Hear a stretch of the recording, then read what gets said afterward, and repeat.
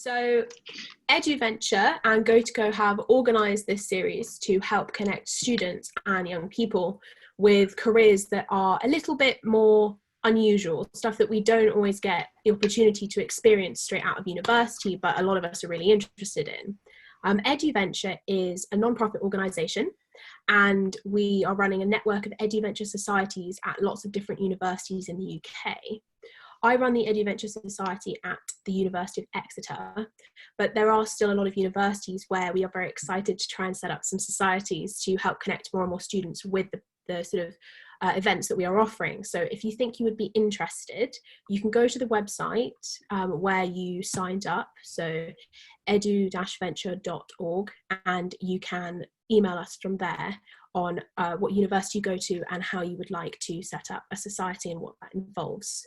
And then Gotoco, who we've partnered with, Richard, who's just left, was one of the directors of Gotoco, is an amazing free and funded internship opportunity in China where you can gain your TEFL certification and a lot of experience teaching and meeting people in China. I went last year and it was absolutely amazing. I went for over 2 months. I was supposed to be out there again this year, but COVID's hit us, so no Beijing for me.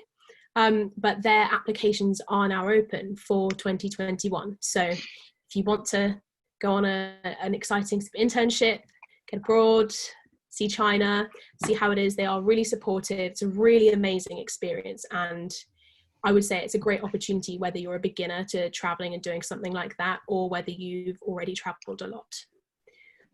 So it'd be amazing if I could get our two guests today to introduce themselves. Please could you let us know who you are and what you currently do in your job. Gus, would you like to kick us off? Sure, thank you, Ida, and thank you, Richard. It's lovely to be here. So my name is Gus Mercer.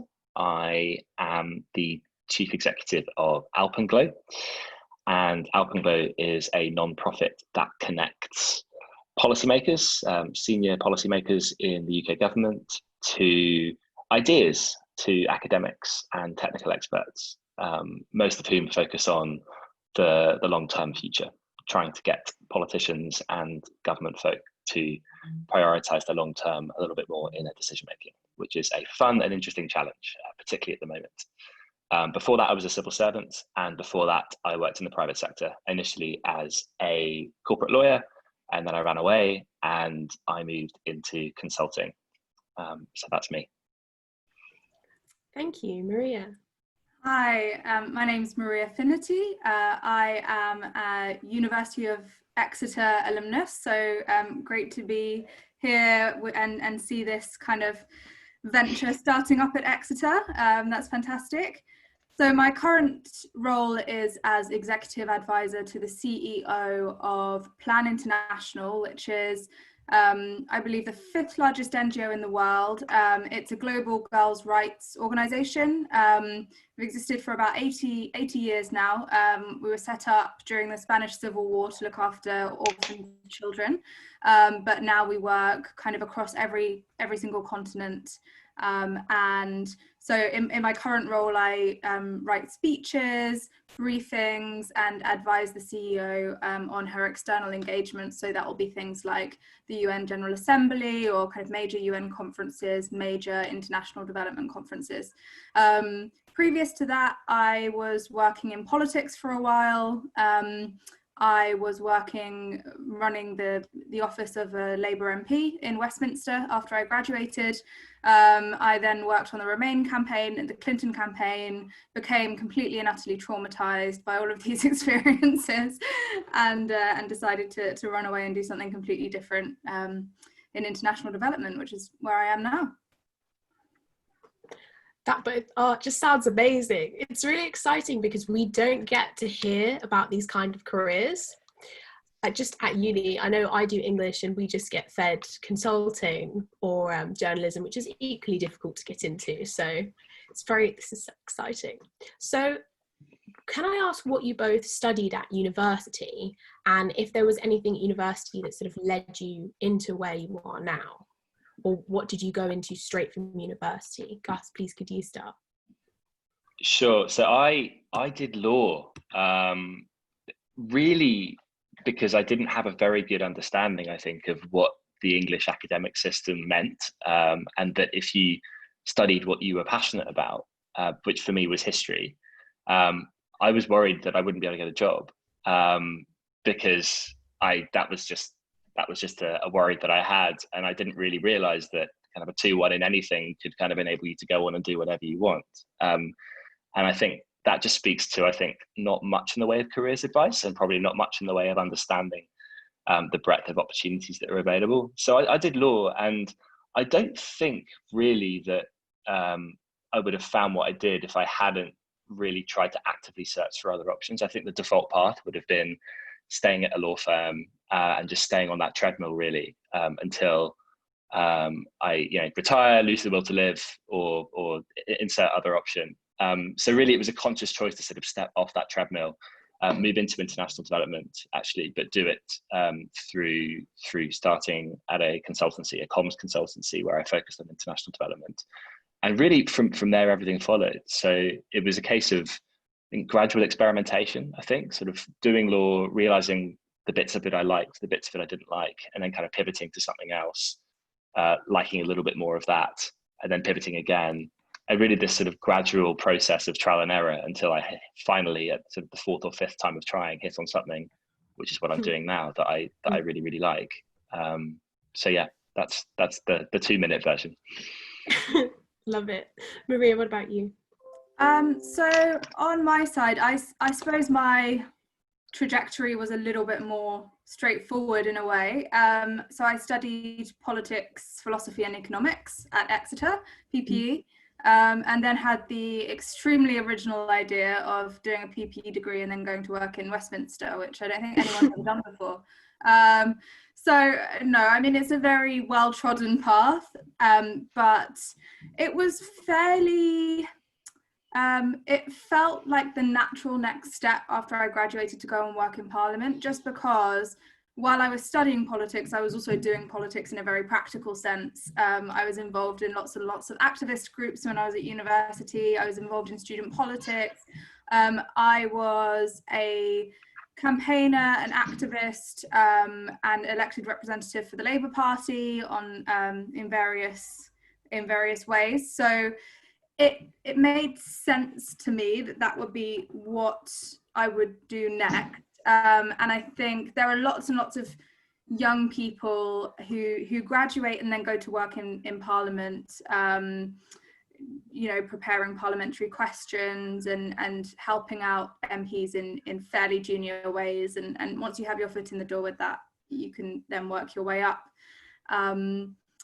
So that was fairly straightforward. I think the fact that I did so much activism and was so involved in various campaign groups and in the Labour Party while I was at university was absolutely critical to me being able to get a job in Parliament after graduating. I think because when you work for an MP, you're typically in quite a small team. It's a very intense working relationship.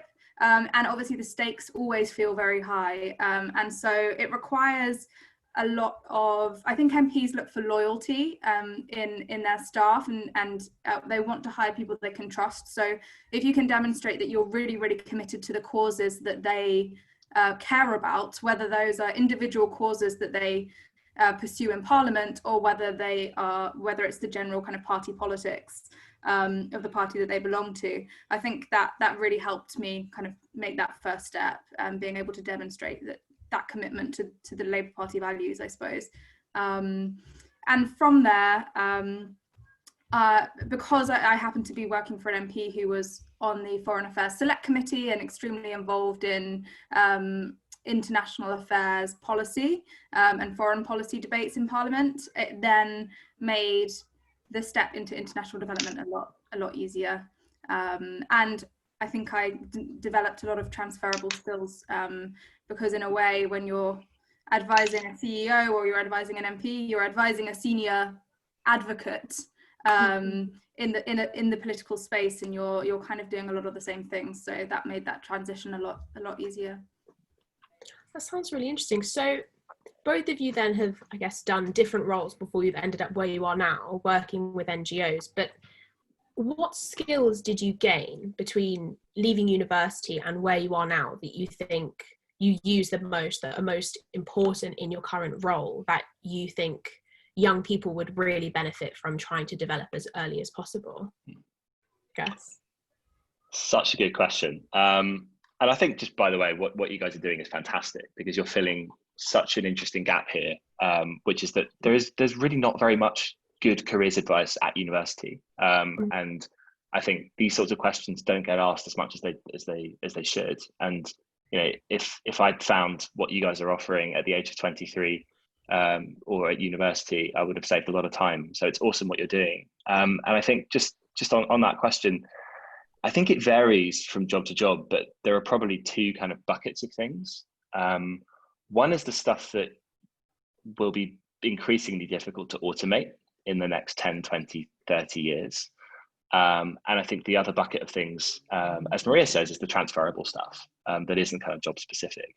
But I think those two buckets overlap quite a lot, because I think the main components of both is the soft skills, like creativity, emotional intelligence, bringing people with you when you're trying to persuade people of an argument, writing really clearly, not using 3 sentences when 1 sentence will do, being able to juggle multiple things, multiple, when you've got multiple different people asking you to do different things. I think that projecting calm when you're very stressed out, and I'm sure Maria can relate, when you've got politicians asking you for things, MPs asking you for things at deadlines, but not radiating that onto the team and the people that you're working with. But ultimately, I think you can pick these jobs up in loads of different environments, and the key really to finding a career that you'll enjoy is just to treat the whole thing, especially in the early days, as a bit of an experiment. Like we're terrible predictors of what we want out of our career and what make us happy. And some people can smash it out of the park first time, and others can't. And it's purely luck, I think, the first time of asking. And the key is just to pay really close attention to what you like and what components of the job make you happy, and then just try and seek those out in your next move. And gradually you can sort of find a role to fit you. And a lot of that depends on the types of things that you're good at, and building the right skills. And frankly, most early jobs aren't much fun because you don't have those skills. And it's important not to blame the job. It's just the first few years tend to be quite difficult. So I think that's a general answer, but then there's a specific answer, which is figure out early on like what is really required for advancement in your role, so you can move out of those junior roles as quickly as possible and onto the more exciting stuff. Yeah, no, I completely agree with what Gus has said there about how important those soft skills are and those transferable skills. And one of my key gripes working in international development, working in the NGO nonprofit sector, is how incredibly insular it is. Because the reality is that getting that first kind of foot on the ladder is really difficult.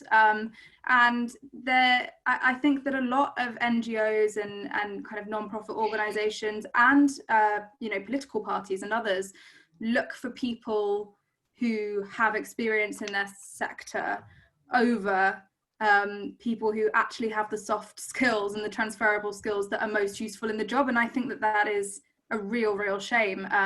But I think it's worth being aware that is the reality, is that you do have to find a way to get your foot on the ladder and to get some experience to demonstrate your commitment to that sector. But the other side of that is, I would say, really, please don't be dissuaded from applying to roles in the NGO sector or in the nonprofit sector or any sector really, but just because you haven't worked in that sector before. Because when I was going for my current role at Plan International, I was very intimidated because it's an extremely senior role for someone who hadn't worked in the NGO sector directly before.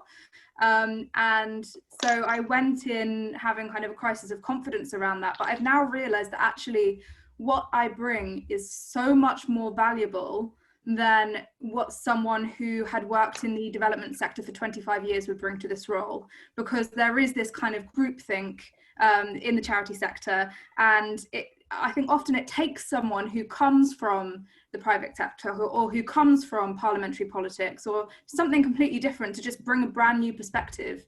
I really, really think that's so important. In terms of the skills that I've developed, or I guess the key developments that I feel have been most important for me, maybe a slightly obscure answer, but I think it's actually been the kind of intellectual journey that I've been on in a way, which has happened as a result of the number of failed campaigns that I've been a part of. You know, I went to work in Parliament in 2015, just after Jeremy Corbyn had been elected leader of the party.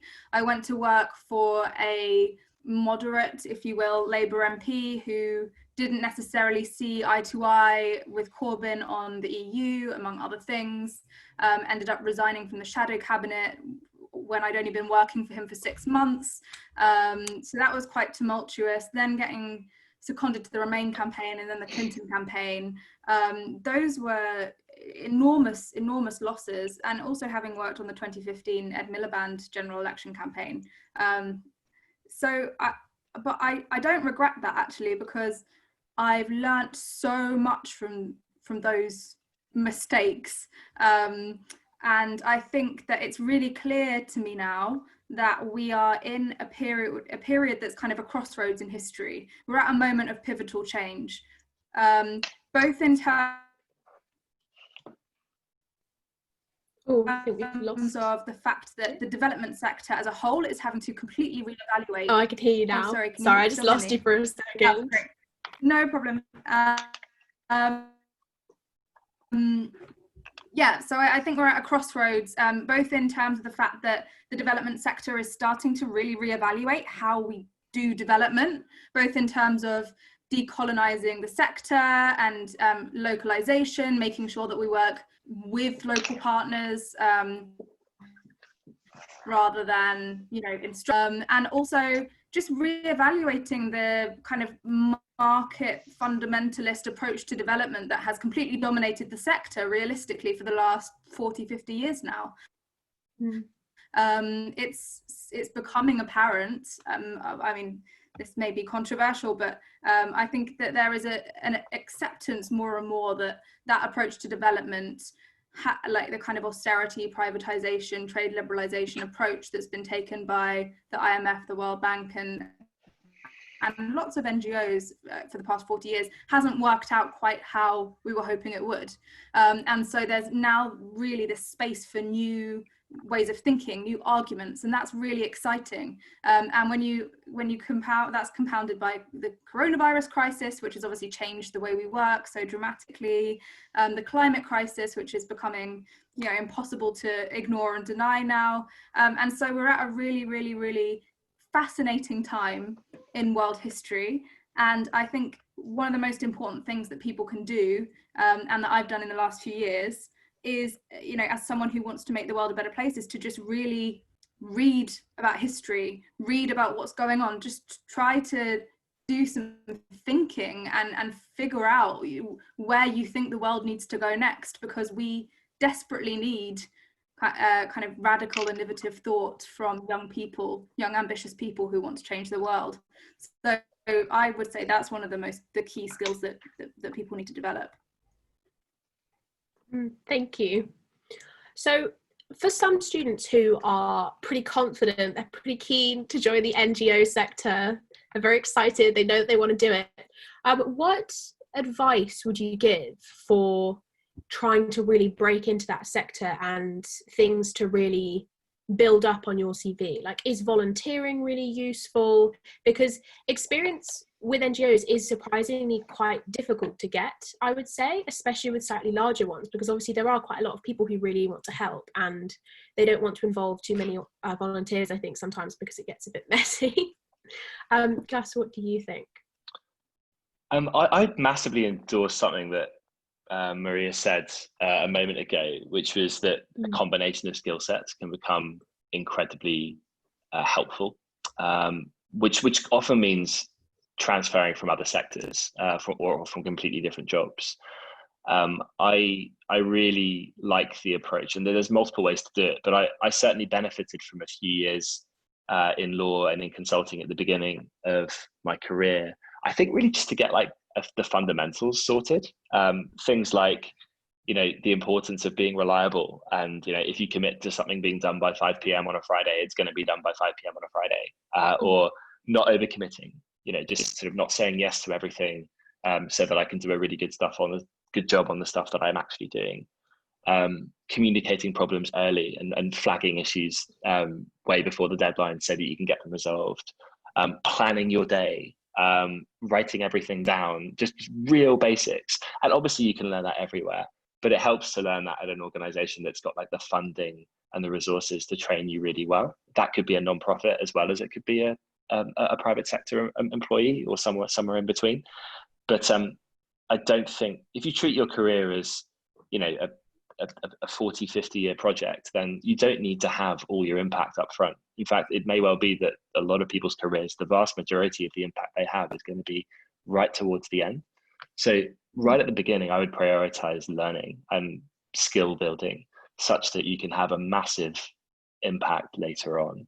And if that means, you know, not actually making any impact in the first 5-10 years, then I think that could be totally fine, as long as you're building up those skill sets and building up those networks and that kind of career capital. So I think I wouldn't worry about being somewhere totally different other than the NGO sector or the non-profit sector. If provided you're building up the skill sets that you could kind of pivot there later on. When I moved into DFID, I took a role as an advisor to our Secretary of State, which was Penny Mordaunt at the time. And I'd never been in government before.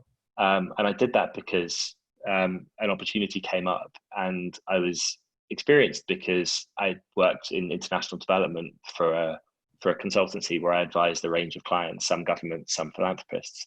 So on one level, it was a big step into a new sector. But on the other hand, I built up a bunch of relevant skill sets in a completely different sector. And I think they were actively looking for someone to take on the role who was kind of a bit atypical and could provide a different perspective, which is where I think Maria makes a very good point. You know, it's so much easier to stand out as a candidate if you've got a spark and something a little bit different. There's this horrible phrase that I think is from a Harvard Business Review article called trisector athlete. And I think it's this idea that you are fluent in multiple languages. You're fluent in the language of business, you're fluent in the language of nonprofits, and you're fluent in the language of government. Awful phrase, but I think there's something in that idea of being able to cross multiple cultures.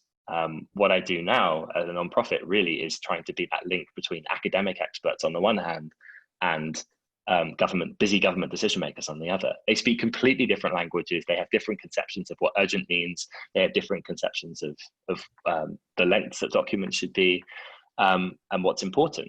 So, but being able to kind of cross that divide and help figure out how to translate an academic journal into a bulleted proposal that you can put in front of a busy minister at 9 p.m. on a Wednesday night when they're tired and they've been out all day on various events.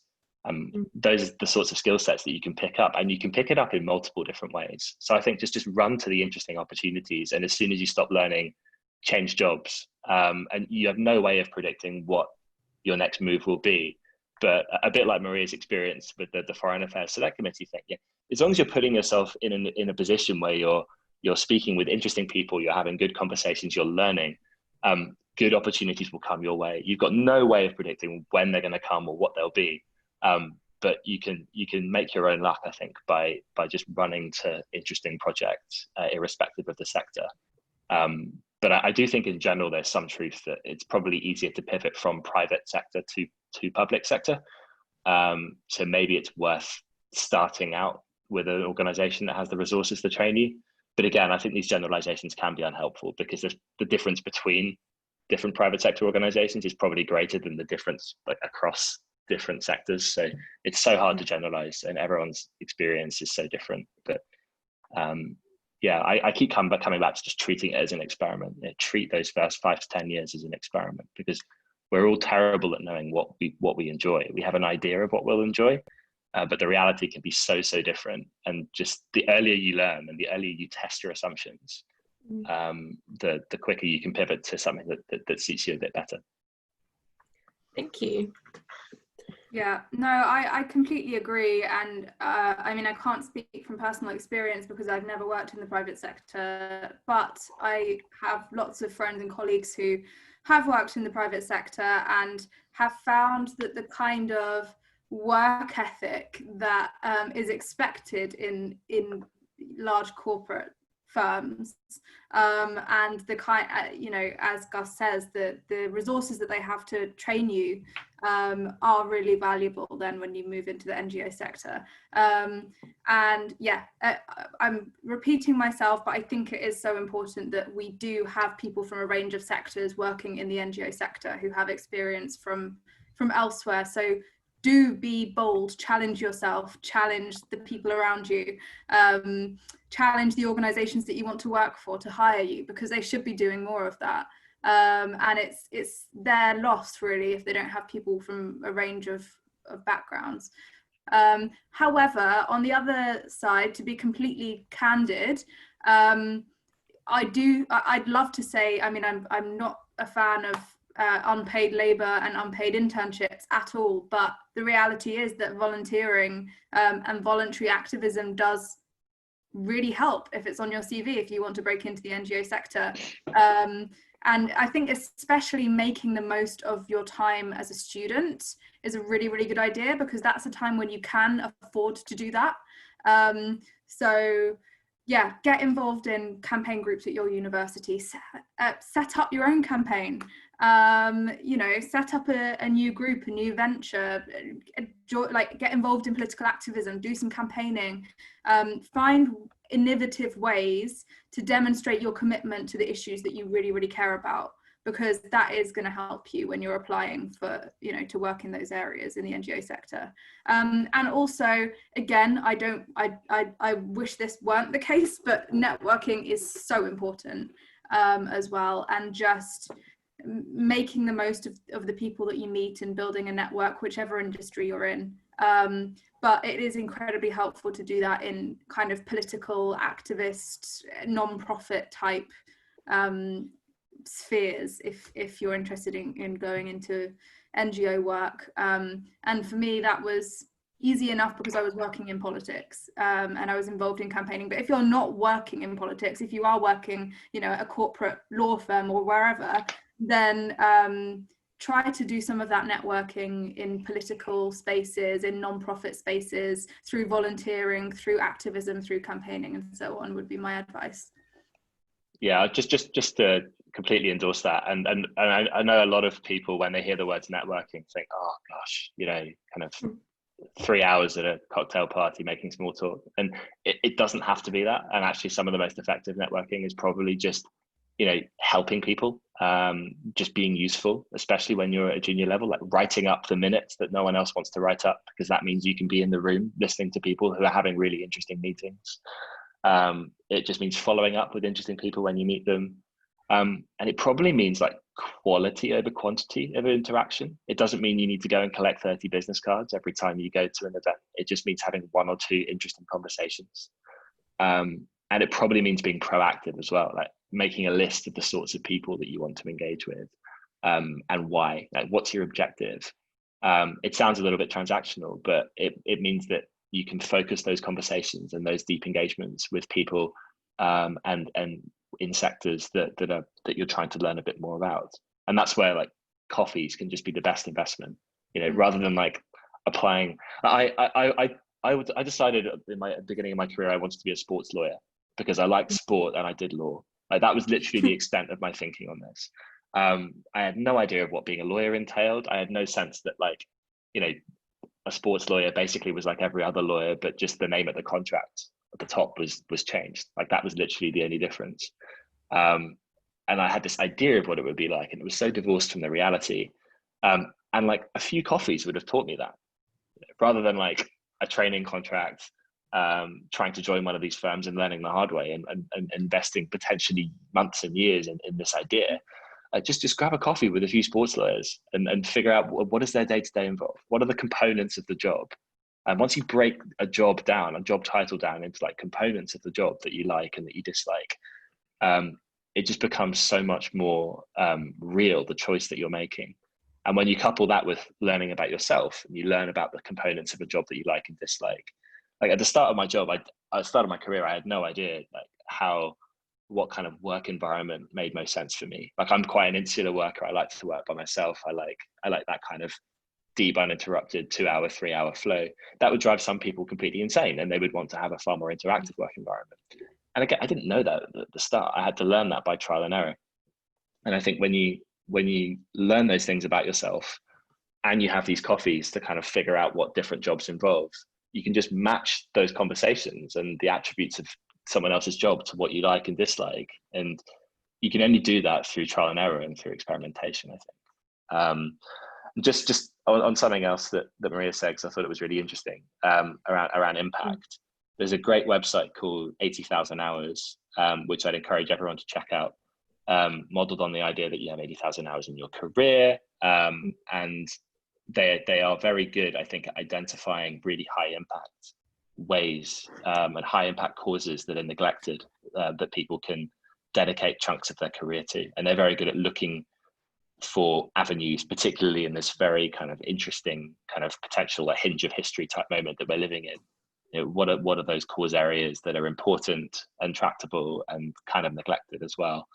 So yeah, just a shout out to 80,000 Hours. I'd encourage you all to check that out. Yeah, and just to respond to a few of the things that Gus just said as well, I think the key word that you just said was proactive. That is really the most important thing, is to be proactive. And, you know, you're absolutely right, Gus, just prioritize having a couple of worthwhile conversations at any event that you go to.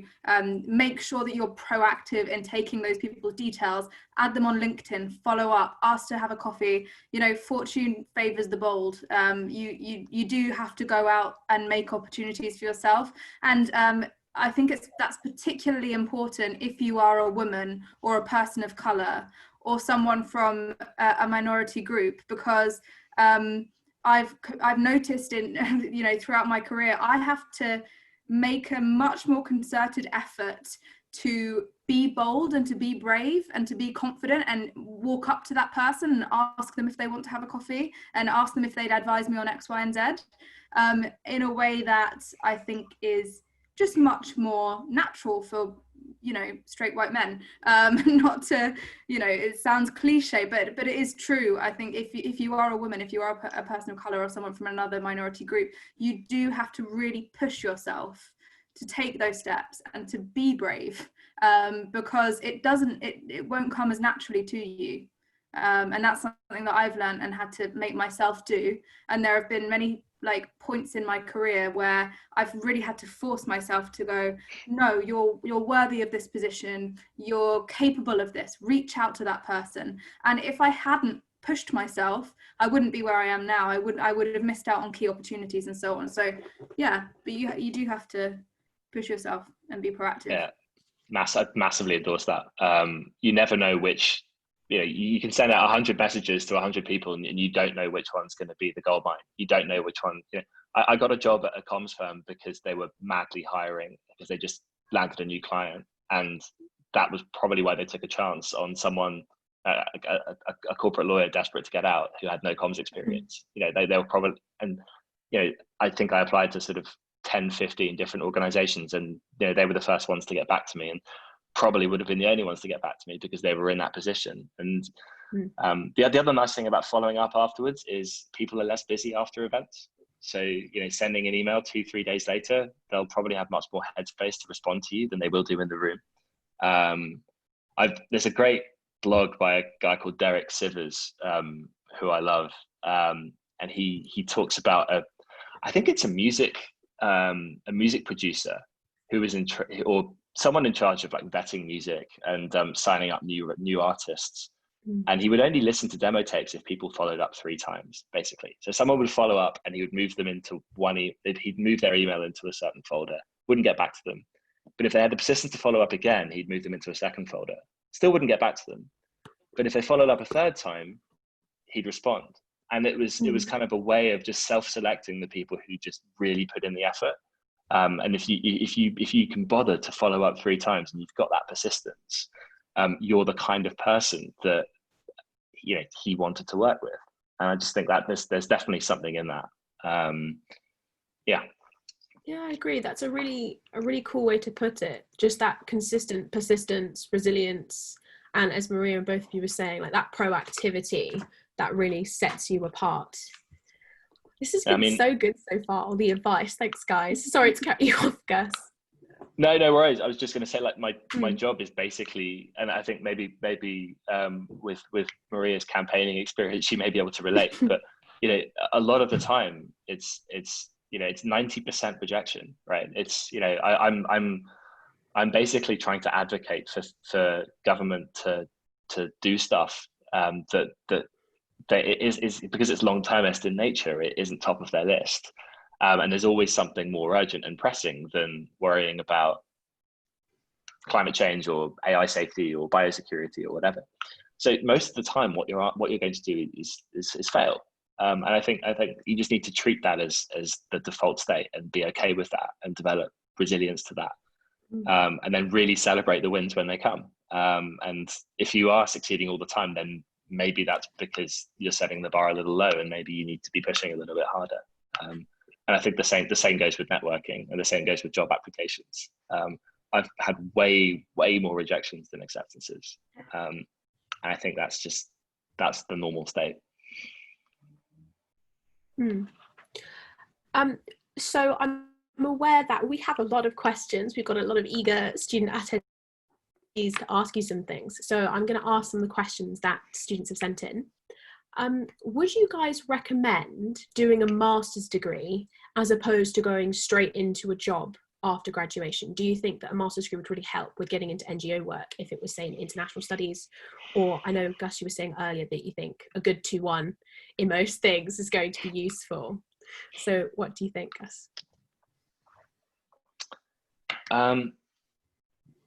My sense, again, I would come back to the coffee, right? I think before I applied and spent a year or two on a master's degree that I may or may not need, and I'm not sure, I would go and have coffee with people like Maria, who are working with CEOs of organizations like Plan. Like they will be able to tell you if the people they are hiring for have master's degrees. My sense is that in international development, it's pretty master's focused, and I sense that for some of the roles I've managed to achieve or get selected for, I may not have got them without masters. But I think it's so role specific and so boss specific that just doing that upfront investigative work is just the right way to go about it, because that half an hour coffee could save you 2 years of your life. Yeah, I agree. I don't have a master's, but I do think that it's unusual for someone to be in a role like mine without a master's. I do think in the NGO sector, in international development, having a master's is just a prerequisite for a lot of roles, especially if you're interested in going and working for the UN, for example. You do need a master's. It's almost just a tick box. It almost doesn't matter what your master's is in, as long as it's vaguely relevant. But there are a lot of jobs in the NGO sector that do just require a master's. That said, I think that I'm planning to do a master's in the future, but I think that I've really benefited from not doing it straight away after university, because now I've built up a skill set. I've gained solid practical experience in the sector. I've learned a lot about what it is that I want to study and what I want to get from doing a master's. And so I think working for a few years before doing a master's is also a great idea, rather than feeling like you need to go straight into it just to get it out of the way, while you're graduating from your degree. The other thing that's really good about having a master's, I think, is just the space that it gives you to grow intellectually and to spend a year reading and thinking. Because I'm coming back to that same point, we are at a crossroads in history, and if you're a young, bright, ambitious, well-educated person, which I'm sure you all are, the future's in our hands, and so really challenge yourself, and really try to inform yourself and think about what you want to achieve in this world and why. And I think a master's is a really great opportunity to do that thinking. Thank you. I'm doing masters now, guys. That's it. You've convinced me. I'm really adding it. But I'll have that coffee first, Gus, I promise. So another question we have is from a student who says, as someone who can't afford to do unpaid internship experience, I look to do online MOOCs, so like lots of online courses. Do employers in the non-profit sector value these? What do you think, Gus? I think that self-directed learning is awesome. And I think that when I'm looking at CVs for people I want to hire, self-direction and being a self-starter massively trumps almost everything else, because I know that that person can just crack on with stuff, and that they are able to get stuff done of their own accord. I think sometimes certain organizations are quite straitjacketed and they do still want the master's degree, etc., etc. And I think that's where just finding out what is true of the organization that you're applying to is really, really useful. But I actively, I don't place much stock in unpaid internships for exactly that reason. They're not available to everyone, and it kind of skews you towards certain types of candidates that have the ability or the means, I should say, to be able to do them. Whereas I think self-directed learning, if someone wants to put on their CV that they spent a year, behind a bar, trying to pay money to do an evening course, that's awesome. That tells me a lot more about that person and their desire to learn than potentially would be the case for someone who had gone back to live with their parents and done unpaid internship experience for a year. So I do think it's really important, and I wouldn't shy away from that. But again, some organizations are a lot more conservative and straitjacketed than that, and I can't speak for them. And I think that's where doing a bit of intel up front about the organization that you're applying to can save a lot of headache at the back end. Because ultimately you're trying to appeal to one person or two people potentially. So it's not like what this organization thinks. It's like, what does this one recruiter think in this specific team? And just getting to know that. It's the same with advocacy. You're often talking to very small numbers of decision makers. So figuring out what makes them tick, what works for them up front is really useful. And that's where these coffees come in. But I'll stop talking about coffees now. Yeah, no, I completely agree. I think unpaid internships are very regressive, and I think it's appalling that organizations such as the UN still rely so heavily on unpaid internships for a significant amount of their labor. And that means that you end up having people in their 20s living in tents in Geneva because they can't afford rent because they're not being paid for the unpaid internship that they're doing with the UN.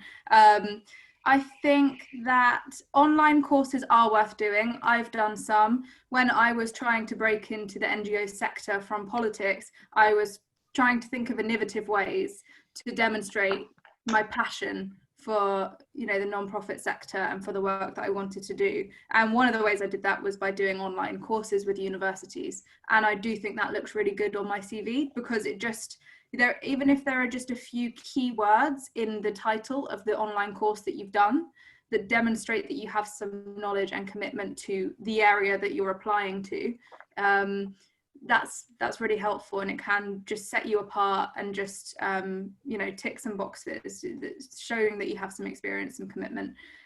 Also, just I think if you try to think outside of the box a bit, that's always good. So for example, when I was working in Parliament, I saved up all of my annual leave, and then I took a full month during which I went to Beirut and I worked in a refugee camp there, and that was paid annual leave. So it was volunteer work. I wasn't getting paid for it, but I had a job back home. So that was a really, really, really useful way of getting that unpaid experience in an affordable manner. So just thinking outside the box, I think, is really good. And when it comes to masters, you know, apply in the Netherlands, apply in Sweden, apply on the continent where it's actually affordable. Yeah, there are options out there. Yeah, the other thing I'd say is I saw on, I think it might have even been last night, I noticed on Twitter that Google are now offering like career certificates that basically help folks in the US get qualifications for high paying jobs without the need to fork out hundreds of thousands on university degrees. And I think that's the future. I think partly it's in the employer's interests to massively broaden their pool of talent to people who can't afford to go to top universities. And it's, you think, massively in the interests of those who want the job as well, because it's just a far cheaper way to go about acquiring the skills. And I think I'm right in saying that Google said that they would treat those certificates as like equivalent certificates to a 4-year degree. And I think that we're going to see more and more of that as education becomes increasingly unaffordable. And as companies just want certain skill sets that they can define and just create their own courses for.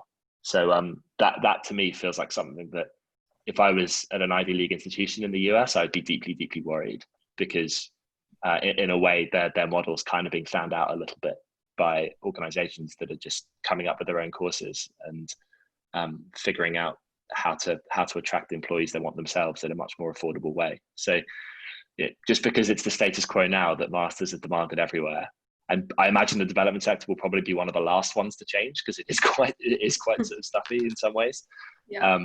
But you know, I hesitate to sound like I'm worried that the advice that I'm giving on this might sound a bit like a dinosaur in 10 years' time, because I feel like we're moving, the trend line is away from traditional academia, I think, even in international development. That's really interesting. So in terms of trying to get more into policy making, which I know I don't fully understand, so it would be amazing if you could give like a little sort of short, more specific description of what exactly that involves. Are there any ways, any avenues that you would suggest to really try and get straight into that? Any like job pages or areas, or is it very much somewhere where you need to go and research company by company exactly what roles are available? What do you think, Gus? So policy making, I define it really broadly. I think there are multiple types of jobs that give you the ability to sort of count yourself or as someone who contributes to the policy making process. You've got academics whose research often informs the kind of policy papers that end up in front of government decision makers. You have think tanks that tend to take those research papers and turn them into kind of more crystallized recommendations for government. You then have civil servants who are obviously apolitical, but are working up particular policy recommendations for specific ministers. And then you'll have politicians, you'll have MPs, ministers, secretaries of state, the PM, who will be contributing to actually making decisions on those policies and coming up with their own ideas. So I think there are multiple avenues into this, and Maria will probably be able to speak way more articulately on them than me, having worked for MPs. But again, I think the key is to just get a foot in the door wherever you can. Once you're actually in one of these roles, it's pretty easy to move around. But again, I wouldn't worry necessarily about being in there from the get-go. There are multiple ways to do this. And sometimes you want to come into these more non-profit or academic, or sorry, not academic. Often you want to come into kind of government roles or non-profit roles more at the mid-level, because you've got the experience, you've got the interest factor from having come from the outside. You've potentially had more funding thrown at you if you've been able to be trained by a better resource organization outside. So that, you know, there are multiple ways to kind of get these roles, and getting them out of university can often be, it's one way to do it, but it's not the only way to do it. And it's potentially in your interest to take a different approach. It might take a little bit longer, but there are just multiple ways to approach these things. Yeah, I agree. It's very broad policy making. You're absolutely right, Gus. There are so many different routes into it, and there are so many different actors that feed into the process of policy making. And I mean, just starting to demonstrate a commitment or an interest in a particular area of policy, even if it's not specifically policy making, but it's just you're working for an organization that works on issues relating to that subject. That's a way into policy making. Just building up expertise and experience in the area that you're really passionate about. I think, yeah, there are so many different ways into policy making. That it's an incredibly broad spectrum of possible opportunities. And it's hard to answer in a way just because it is so broad. In my through my career, I've never, this is something that I slightly regret, but then there's always time for this. I haven't really developed an expertise in a particular area, because those kinds of senior advisory roles sort of require you to be a jack of all trades, master of none. You have to be across everything. Rather than sitting down and looking at the nitty gritty and developing real policy expertise in one particular area. But I do feel like it set me up very nicely to be able to specialize if I want to.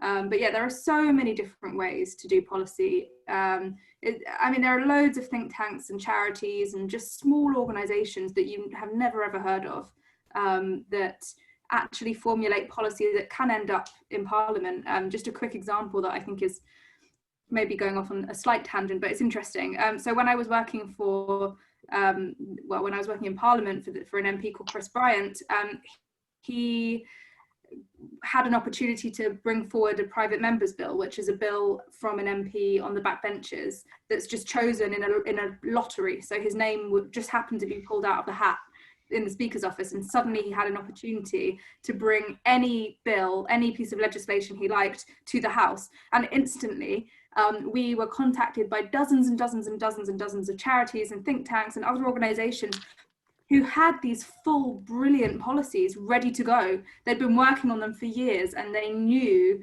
that, you know, when an opportunity like this came up, they have to target that MP who has that opportunity to take something forward. And so we ended up working very closely with a number of organizations, just tiny little charitable organizations, where someone in a back room in some tiny basement in Victoria has been just slaving away, putting together this policy document for the last few years, and suddenly the opportunity comes up, and then it's in the House of Commons.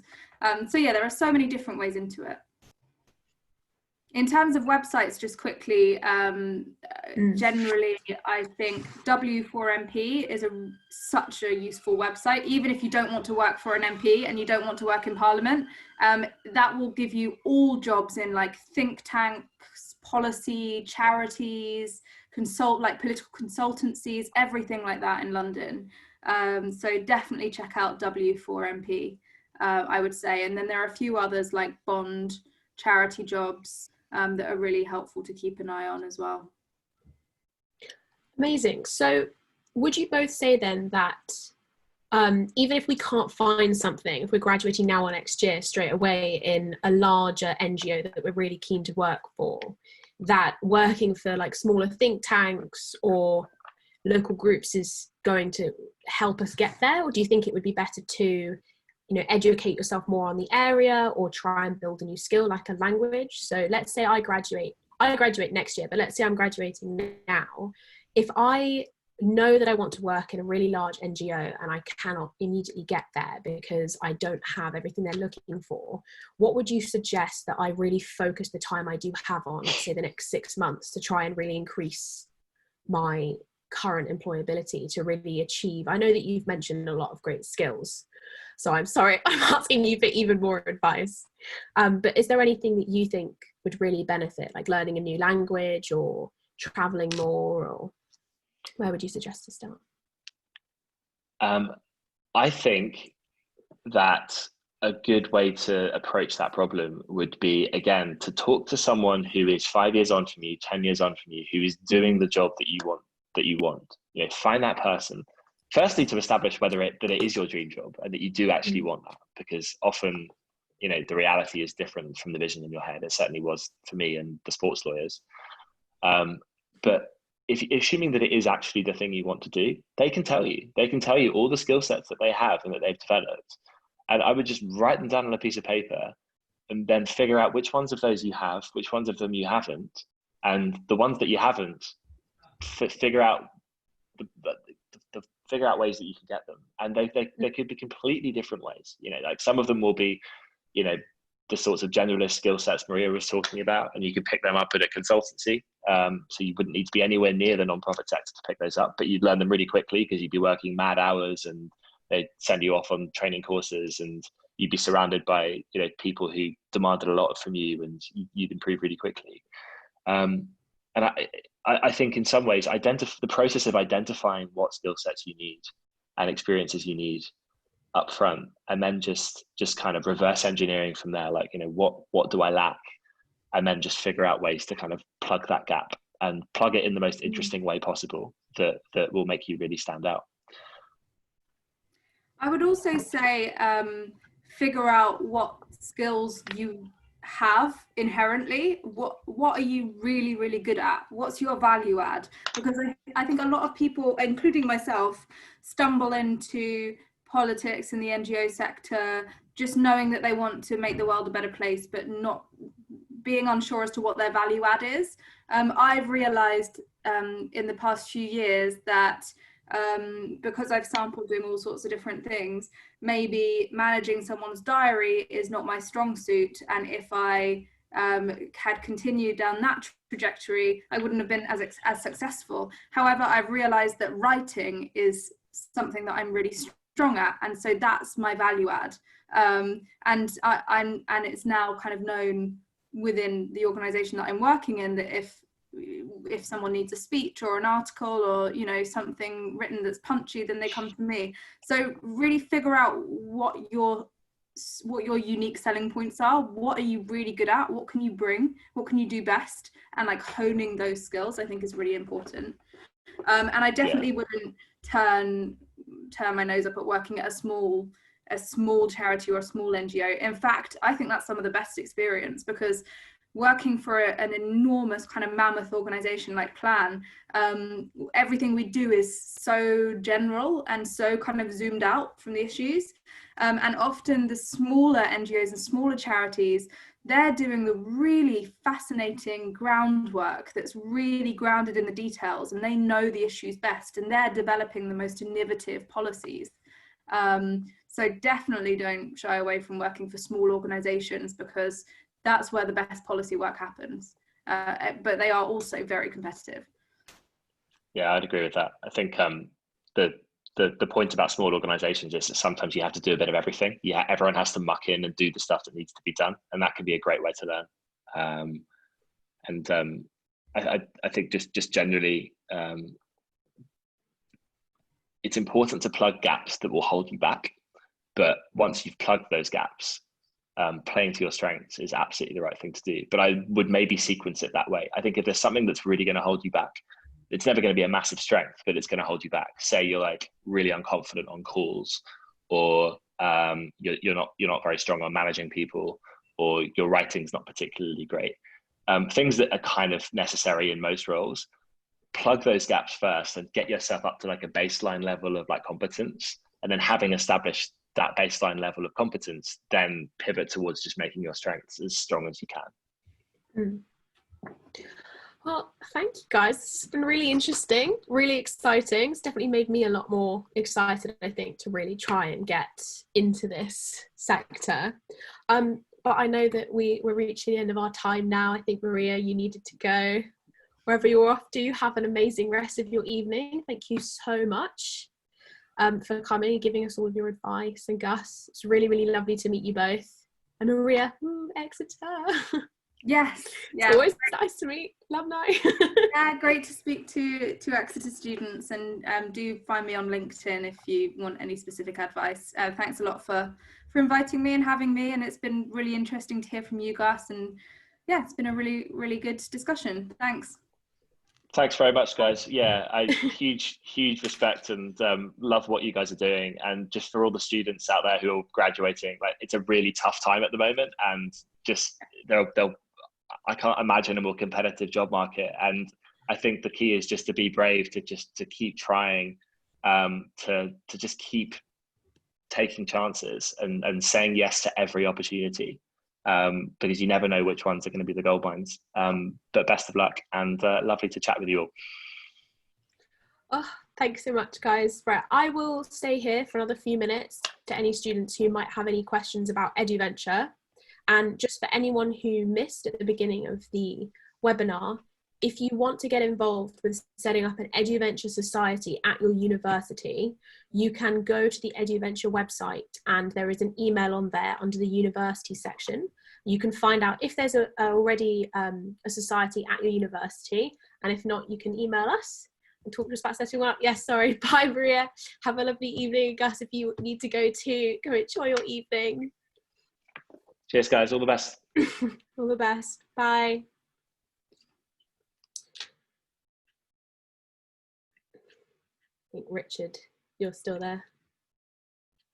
Yes, but if anyone has any questions about Edu-Venture, you can definitely send those in an email alongside any university applications and for societies. And then on top of that, we will be compiling a lot of the tips and stuff that have happened in these webinars for some blog posts to go on the website later on. So, you know, if you really enjoyed this and then in a couple of weeks you are thinking about some of the tips, you can't remember them, the webinar is recorded and it will go up on YouTube on the Gotoco YouTube channel. All of the previous webinars in our series are also on the Gotoco YouTube channel. So if you want to watch any of those will be on there too. We've had sustainability, entrepreneurship, which has been really exciting to do with sustainability projects. We've had journalism and travel writing. We've had mindful careers and well-being, working with lots of different companies in those. So there's been a lot of range so far, and we will be doing one again next Wednesday, which you guys will be able to find more information about on our website.